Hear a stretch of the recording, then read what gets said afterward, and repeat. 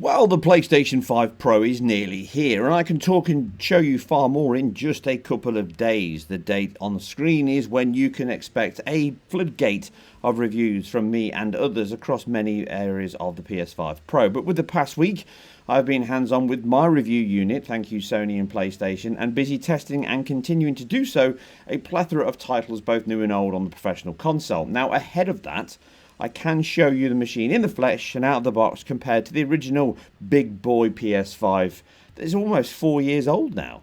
Well, actually it is. We no longer get full game instruction manuals or even the game on the disc most of the time, but a safety manual, instruction manual and even legal documents are all far more interesting and worthwhile. Safety first, kids. Stop near the curb. We won't be there when you cross the road, so always use the green cross hand. Great bedtime reading. I'm not going to bore you with all of the unboxing and reviews of this unit and all the other stuff that you'll find elsewhere done much better quality than I am. This is more of an informal discussion around the actual physical unit and what changes you can expect. It's the same size, give or take, as the original in terms of height, but it's much narrower and thinner though.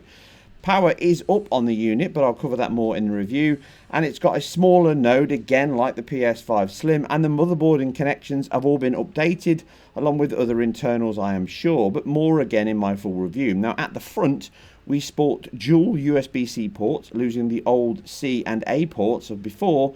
Only one is super speed, 10 gigabits, needed for the PSVR 2 headset. And the other is now used for the included controller charger cable, which is also now USB-C at both ends. Now this is complemented by a DualSense base model as per standard, power lead, plastic feet for that horizontal position of the PS5 that most people won't use, and an HDMI 2.1 cable. You can also see it here with the additional stand that actually fits quite nicely underneath and also can be used for the older original unit if you want to swap it out. There's an adapter inside.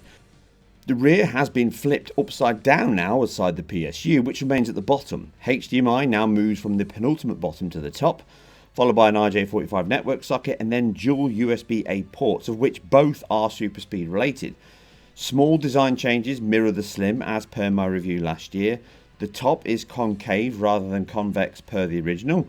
Side panels are smaller with a black air vent like grille either side now, looking like a go faster stripe or air intake of a motorcycle, which I actually really like. Finally, the additional metal stand screws into the base, allowing it to stand proud within your setup without fear of falling over. It stands shoulder to shoulder with the launch model, but is thinner than that, but does pack a lot more power. Obviously, just to quickly summarise what the hardware actually is and what's changed, it is an improved version of the PS5, so fundamentally it's doing what the PS4 Pro was doing.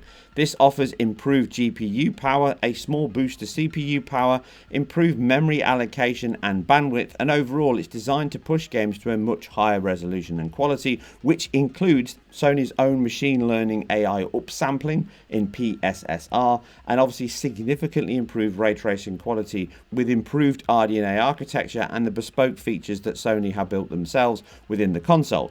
You can see this on some of the games that have already been announced that are coming out from the internal teams. There'll be far more content coming up on the PS5 Pro very soon. Multiple videos, lots of things that I'm trying to cover. If you have any requests on games or areas you want me to cover, stick them in the comments down below or jump over on Patreon. I'll try and answer the questions directly on my next database video. Congratulations, you really know what you're doing. Always use the green cross code, because I won't be there when you cross the road.